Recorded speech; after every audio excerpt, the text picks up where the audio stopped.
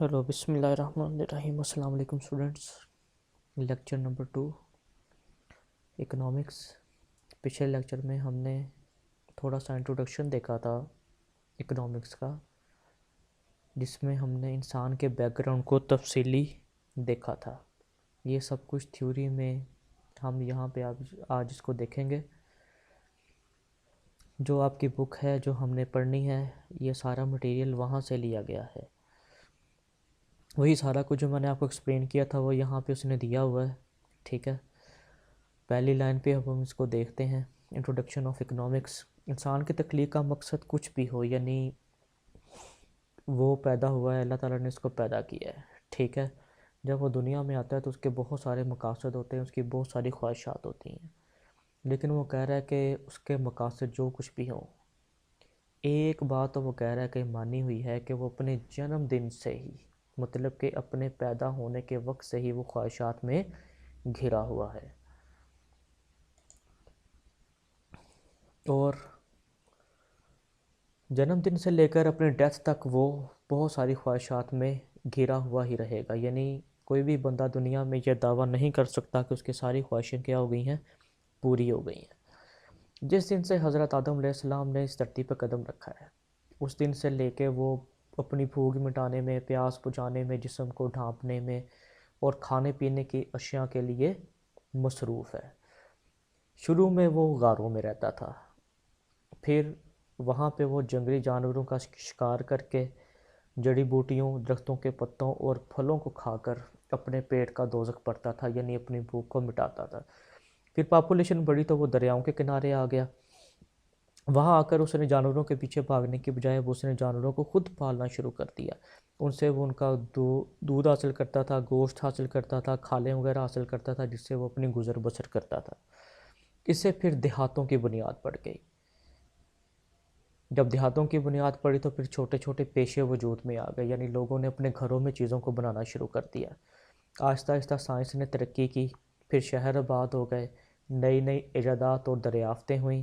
انسان جب مشینی دور میں داخل ہوا تو اس کی حاجات مزید بڑھنے لگی۔ یعنی آپ نے دیکھا کہ نئی نئی جب ایجادات ہوئیں، ٹھیک ہے، سب سے پہلے پنکھا آیا تھا، ٹھیک ہے، پنکھے کے بعد پھر روم کولر وغیرہ آ گئے، ٹھیک ہے، کمرے کو ٹھنڈا کرنے کے لیے، پھر اس کے بعد اے سی آ گئے۔ لوگوں نے پہلے پنکھے کے پیچھے لوگ بھاگتے تھے کہ ہم کہیں سے ہمیں پنکھا بھی مل جائے، پھر اس کے بعد انہوں نے ایئر کولرز کے پیچھے بھاگنا شروع کر دیا، پھر اس کے بعد آہستہ آہستہ اب اے سی جو ہے وہ ہر فرد جو چاہتا ہے کہ اس کے گھر میں جو ہے وہ ہو تاکہ گرمی سے بچا جا سکے۔ اس نے اپنی زندگی کو رنگین سے رنگین تر بنانے کے لیے پہلے سہولیات اور پھر تعیشات کے پیچھے بھاگنا شروع کر دیا۔ اس طرح اس کی باغ دوڑ کا لامتناہی سلسلہ، لامتناہی کہتے ہیں کبھی نہ ختم ہونے والی خواہشات کا سلسلہ جاری ہے، اور یہ اس وقت تک جاری رہے گا جب تک کائنات میں ایک بھی انسان کا وجود باقی ہے۔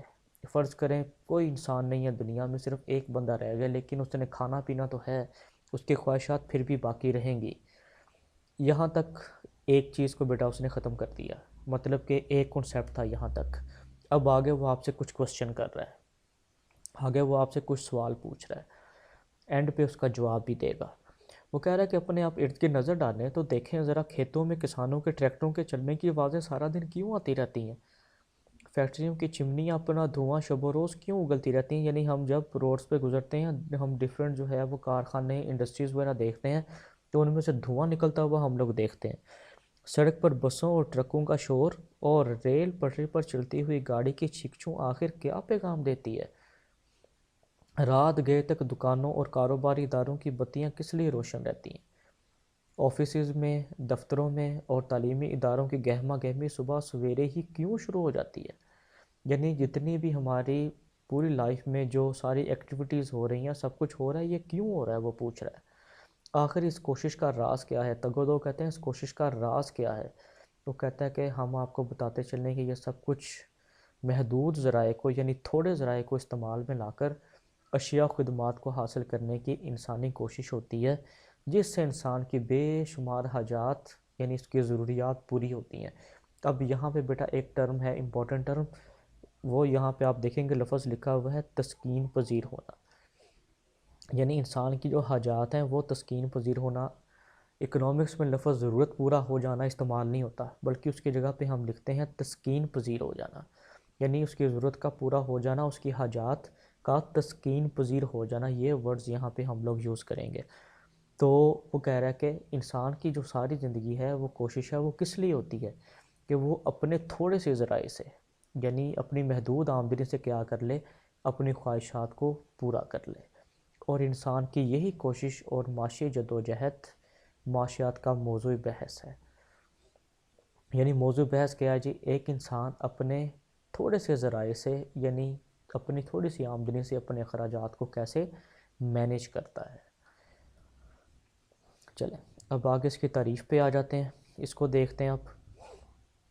لفظ اکنامکس کا مادہ ایک لاطینی لفظ اوئیکونوموس، یہ ایم سی کیو میں بھی آ جاتا ہوتا ہے کہ اکنامکس کا ورڈ کہاں سے لیا گیا، تو یہ لاطینی زبان تھی، اس کا لفظ تھا اوئیکونوموس، وہاں سے لیا گیا تھا، جس کا مطلب کیا بنتا ہے جی؟ گھریلو ضابطہ، یعنی ایک گھر میں رہنے والے افراد کیسے روزی کماتے ہیں، وہ اپنی مینجمنٹ کیسے کرتے ہیں، وہ اپنا گزارا کیسے کرتے ہیں۔ بعد میں یہ لفظ گھر سے نکلا اور پولوس یعنی ریاست پورے ملک پہ جو ہے وہ لاگو ہو گیا۔ کیا مطلب ہوا اس کا؟ کہ کسی ریاست میں رہنے والے لوگ اپنی زندگی کیسے گزارتے ہیں اور اپنی خواہشات کو پورا کرنے کے لیے کیا کیا اقدامات کرتے ہیں۔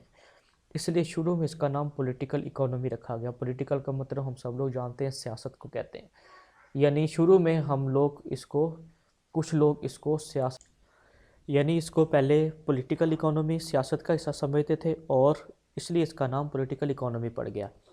بعد میں لفظ پولیٹیکل ختم ہو گیا، اس کا نام صرف اکنامکس پڑ گیا، یعنی اس کو لوگوں نے صرف اکنامکس یعنی معاشیات کہنا شروع کر دیا۔ جی ہاں، وہ کہہ رہا ہے کہ علم معاشیات نے موجودہ صورتحال اختیار کرنے کے لیے کئی منازل طے کی ہیں، اور مختلف وقتوں میں ماہرین نے اسے اپنے اپنے انداز میں بیان کیا ہے اور اس کی بے شمار تعریفیں وضع کی ہیں۔ یعنی کہ اس کی کچھ لوگ آئے، ٹھیک ہے، انہوں نے اس کو اپنے اپنے انداز میں اس کو پیش کیا۔ تعریفوں کی اس کثرت کی وجہ سے ڈاکٹر کینز کو کہنا پڑا، تعریفوں کی بھرمار نے علم معاشیات کا گلا گھونٹ کے رکھ دیا، یعنی کہ اس کو بیان کرنے والے، اس کی تعریف کرنے والے بہت سارے لوگ میدان میں آ گئے تھے، جس کی وجہ سے اس کا پھر جو ہے وہ ایک ایسا حال ہو گیا جس کی وجہ سے کینز کو کہنا پڑ گیا کہ اتنی تعریفیں اکنامکس کی آ گئی ہیں کہ انہوں نے اس کا تو گلا ہی گھونٹ کے رکھ دیا ہے۔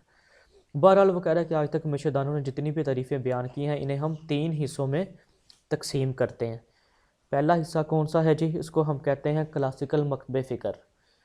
مکتبِ فکر کا مطلب ہوتا ہے اسکول آف تھاٹ، یعنی کہ کوئی ایسا ادارہ، ایسا اسکول جس کے اندر کسی سبجیکٹ کو پروموٹ کرنے کی کوشش کی جاتی ہے، ٹھیک ہے، یا اس کے بارے میں، سبجیکٹ کے بارے میں نئے نئے آئیڈیاز جو ہے وہ وہاں سے ڈیولپ ہوتے ہیں، ماہرین ان سبجیکٹ پہ کام کرتے ہیں اور ہم تک پہنچاتے ہیں، اس کو ہم اسکول آف تھاٹ کہتے ہیں۔ تو پہلا اسکول آف تھاٹ کب تک تھا؟ اس کو کلاسیکل یعنی کہ پرانا یا ایسا مکتبِ فکر جس کا تعلق انگلینڈ سے ہے، اس کو ہم کلاسیکل مکتبِ فکر کہیں گے، جو کہ 1723 سے لے کر 1790 تک کا تھا۔ دوسرا مکتبِ فکر جس کو نو کلاسیکی مکتبِ فکر کہتے ہیں، یہ 1842 سے 1924 تک کا تھا، اور تیسرا تھا جی پروفیسر رابنز اور جدید ماہرین کا نقطۂ نظر۔ اب ان تینوں کو ہم ڈیٹیل سے دیکھیں گے۔ تو سب سے پہلا جو نام آ رہا ہے وہ ہے کلاسیکل مکتبِ فکر کے بانی ایڈم سمتھ کے خیالات۔ تو کلاسیکل مکتبِ فکر کے بانی کون تھے جی؟ وہ تھے ایڈم سمتھ۔ یہ ایم سی کیو میں بھی آ جاتا ہے، شورٹ کوسچن میں بھی آ جاتا ہے، اور معاشیات کا یہ پہلا، یعنی کہ آپ کے ٹاپک کا پہلا لانگ کوسچن ہے، ٹھیک ہے۔ کلاسیکل مکتبِ فکر سے کیا مراد ہے، یا ایڈم سمتھ نے معاشیات کو کس انداز میں بیان کیا؟ اور تیسری طرح سے یہ سوال پوچھا جا سکتا ہے جی معاشیات دولت کا علم ہے، بحث کریں۔ تو اس کو جو ہے وہ ہم اپنے اگلے لیکچر میں دیکھیں گے، اس سوال کو ڈیٹیل سے۔ یہ آپ کا پہلا لانگ کوسچن ہے۔ اللہ حافظ۔